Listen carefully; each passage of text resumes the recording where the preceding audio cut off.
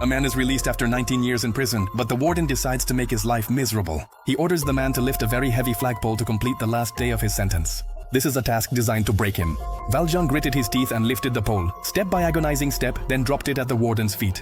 The warden reluctantly signed his release papers, marking them with the words, "Extremely dangerous" in bold letters. Valjean must report regularly to the police or face immediate arrest. In the eyes of the warden, once a criminal, always a criminal. He warned Valjean to be careful. If he ever caught him again, he would make Valjean wish he were dead. Valjean burned with anger. All he had done was steal a piece of bread for his nephew, and they locked him up for 19 years. After being released, he tried hard to find work, but his identity papers marked him with a shameful scarlet letter. Everyone looked at him with disgust. Not a single employer was willing to hire him. He was treated like a stray dog, beaten and driven away at will. This cruel world showed him nothing but coldness and suffering. On a freezing night, Valjean curled up at the church door. A kind-hearted priest helped him, offering food and a warm bed to sleep in. But Valjean no longer trusted anyone. While the priest slept, he stole all the silverware. The police soon dragged him back, but the priest said that the silver was a gift. He gave Valjean 2 candlesticks, saying that he had forgotten to take the most valuable items. The police let him go. The priest pulled Valjean aside and said, "Consider this God's plan for you. You must use this silver to become an honest man." The priest's kindness changed Valjean, and his soul found redemption.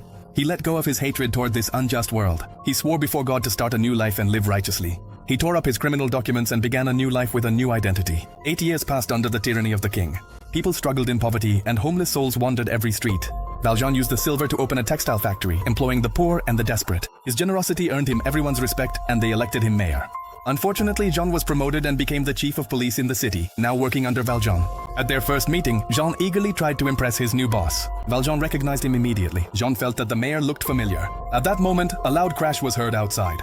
A horse-drawn carriage had overturned, trapping an old man underneath. With time running out, Valjean summoned his superhuman strength to lift the carriage, freeing the trapped victim. The incident triggered Jean's memory. A few days later, Jean received a reply from Paris headquarters to the letter he had sent reporting his suspicions about Valjean. The letter stated that the escaped convict had already been captured. Jean felt ashamed for doubting the mayor and went to apologize. Valjean did not resent it, simply telling him to focus on his work. After Jean left, Valjean faced a tormenting choice. If he remained silent, he would continue to be a respected mayor. But an innocent man would go to prison just because he resembled him. As Valjean wrestled with his decision, he saw the priest's candlesticks. Suddenly, everything became clear. Hope, like this flame, must be passed on. If he did not speak up, that hope would eventually be extinguished. Without hesitation, Valjean rushed to the courthouse. He confessed everything before the judge, proving that the other man was innocent.